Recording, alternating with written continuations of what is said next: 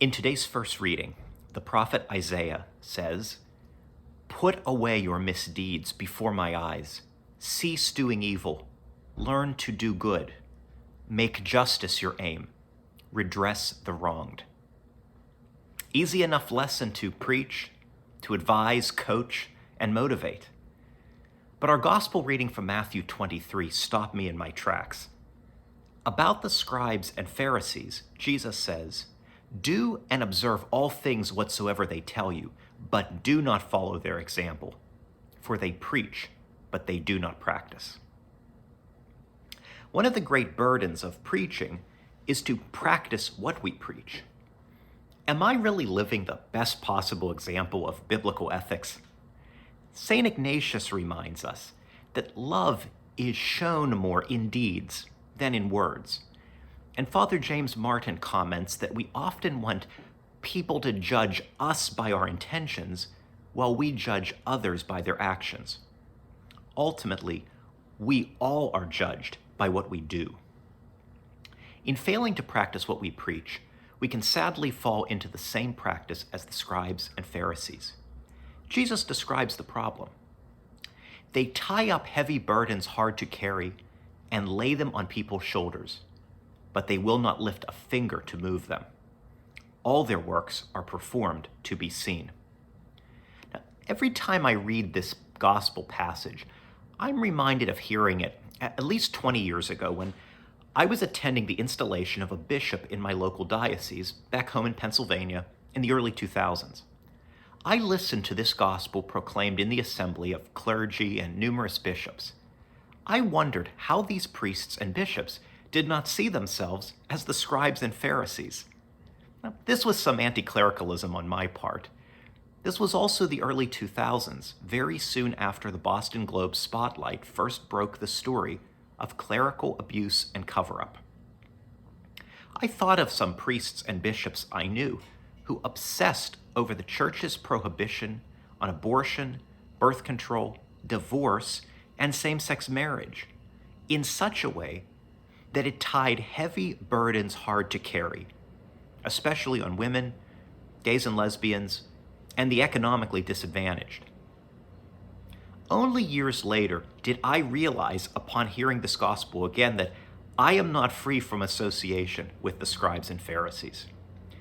Jesus is speaking to all of us when he says, "Do not follow their example," because he knows we all too often do the same.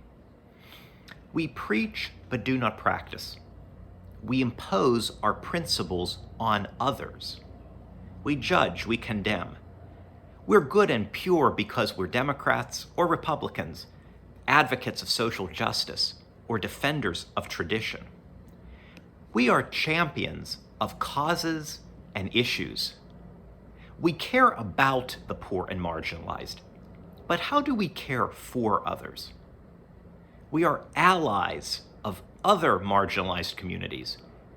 We want to be seen as allies, but do we empower the marginalized people in our workplace, in our family or friend group? Do we stand by our friends in tough times or bail when standing with them means standing with the unwanted?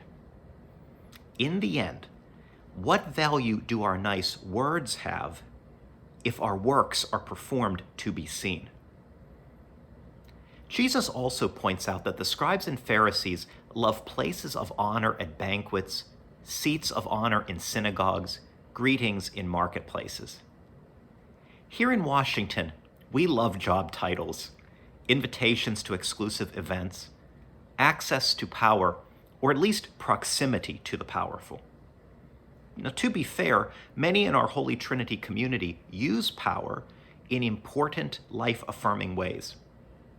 Nonetheless, we must resist the temptation of power or proximity to power for its own sake.